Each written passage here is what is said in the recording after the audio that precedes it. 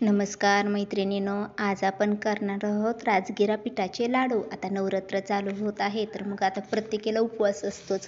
मग दररोज तेच उपवासाचे पदार्थ खाऊन कंटाळा येतो. मग नवीन काहीतरी आणि गोड पण शेंगदाण्याचे लाडू सारखं खाऊ वाटत नाहीत ना, म्हणून आज आपण राजगिऱ्याच्या पिठाचे लाडू करूयात. तर त्यासाठी इथे ना मी कढई गरम केली आणि त्या कढईत 2 चमचे तूप टाकलं. तूप गरम झालं की 1 वाटी भरून राजगिऱ्याचं पीठ टाकलं आणि पीठ ना चाळून घ्यायचं. विकत्रीचंच पीठ आहे, हे काही घरी केलेलं पीठ नाही. ते पीठ विकत्रीचं ही वाटी दाखवली ना, या वाटीने 1 वाटी पीठ घेतलेलं आहे. तुम्हाला आता अंदाज 6 महिने टाकायला कळावा म्हणून सर्व साहित्य याच वाटीने मी मोजून घेतलेलं आहे. तर हे पीठ ना वजनी म्हटलं तर 100 ग्रॅम आहे, कारण 200 ग्रॅमचं पाकिट आणलं होतं मी 65 रुपयाला. तर मी निम्मं घेतलेलं आहे, त्यातलं ते वाटीभर झालेलं आहे. तर आता ना हे पीठ ना बारीक गॅसवर भाजायचं आणि 2-2 मिनटाला ना 2-2 चमचे तूप टाकीत राहायचं आपल्या ह्या पिठात. एकदम तूप टाकायचं नाही. तर 1 वाटी राजगिरा पिठासाठी ना मी पाव वाटी तूप घेतलं. म्हणजे चमच्याने जर मोजलं ना तर ते 10-11 चमचे तूप होतं. आणि ते ना असं 2-2 मिनिट झालं ना, एकदम तूप टाकायचं नाही, मग ते गाठी होत्यात पिठाच्या. मग असं व्यवस्थित भाजलं जातं तूप. आणि तूप 1 वाटी पीठ, पाव वाटी तूप घेतलं आणि ह्याला 10 मिनिटं बारीक गॅसवर कलर चेंज होईपर्यंत छान भाजून घेतलं. असं तांबूस कलर येईपर्यंत. आधीच पिठाला थोडा तांबूस कलर असतो, पण भाजल्यानंतर एक वेगळाच कलर येतो आपल्या पिठाला. तर मग आता हे पीठ भाजलं की नाही, नंतर हे थंड करायला एक अर्धा तास ठेवायचं ताटात काढून. कारण गरम पिठात जर आपण गूळ टाकला ना तर ते असं पगळल्याने होतो, त्याचे लाडू ना व्यवस्थित होत नाहीत. म्हणून मी ना आता हे पीठ छान भाजलं की नाही, मग थंड करायला ताटात ठेवते आणि पूर्ण थंड झालं का नाही एक अर्धा तासाने त्याच्यात नंतर गूळ मिक्स करते. तर हे आता दररोज शेंगदाण्याचे लाडू, राजगिऱ्याचे लाडू, आपण राजगिऱ्याचे लाह्या करून जे लाडू असतात का ते वेगळेच लागतात टेस्टला, आणि हे पिठाचे लाडू वेगळेच लागतात. तर तुम्ही एकदा ट्राय करून बघा. आता नवरात्रामध्ये छान लागतात आणि खूप काही पीठ महाग नसतं. हे 200 ग्रॅमचं पाकिट बहुतेक 65 रुपयाला आलं. आणि हे निम्मं पीठ घेतलेलं आहे मी. 100 ग्रॅम पीठ आहे 1 वाटी. तर आणि एवढ्यामध्ये ना माझे 11 लाडू झाले एवढ्या पिठामध्ये माझे. म्हणजे तुम्हाला अंदाज कळावा म्हणून सांगते. तर आपलं पीठ आता छान भाजलेलं आहे, तुम्ही पाहू शकता. कलर चेंज झालेला आहे सुरुवातीपेक्षा आणि आतापेक्षा. आणि असं तूप पण त्याच्यात छान असं हे होऊन असं त्याला ओलावा धरलेला आहे आपल्या पिठाने.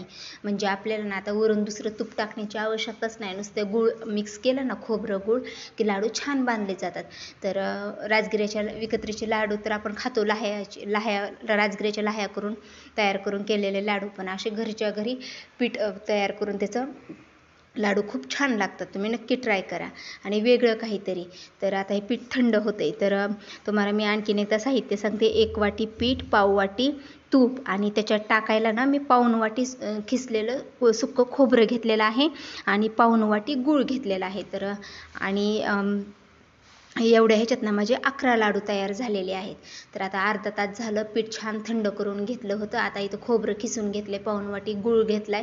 आणि गूळ ना खिसून घ्यायचा, म्हणजे त्याच्या गाठी राहत नाहीत आणि ते छान असं बाइंडिंग आल्यावर येतं. आपले लाडू आपल्याला व्यवस्थित बांधता येतात. असं जर तसेच खडे घेतले ना व्यवस्थित बांधता येत नाहीत.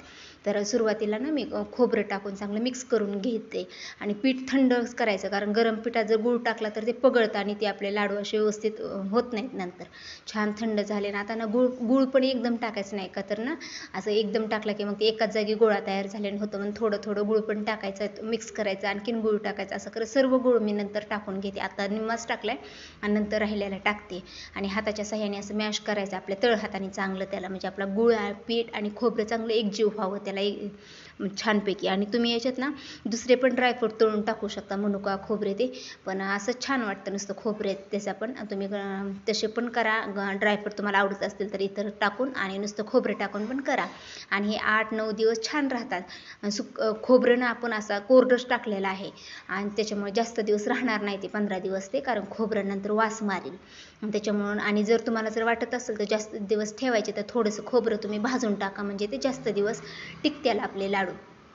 तर तुम्ही पाहू शकता मी आता लाडू बांधते. तर आपल्याला आणखीन तूप गूळ काहीच लागलं नाही, त्याच्यामध्येच आपले लाडू छान तयार झालेले आहेत. आणि समजा गूळ जर तुमचा असा चिकट नसेल, एकदम सुक्का असेल, तर तुम्ही थोडंसं तुपाचं प्रमाण वाढवा, नंतर बांधताना तूप टाका, म्हणजे व्यवस्थित बांधता येतील तुम्हाला. पण आधीच तूप भरपूर टाकू नका, कारण गूळ आणि पातळ असेल आणि तूप बी जास्त झालं तर मग ते असे पगळलेले होतील. तर एक फोडून दाखवला लाडू तुम्हाला, तुम्ही पाहू शकता बेसन पिठाच्या लाडूसारखे एकदम दाणेदार छान झालेला आहे.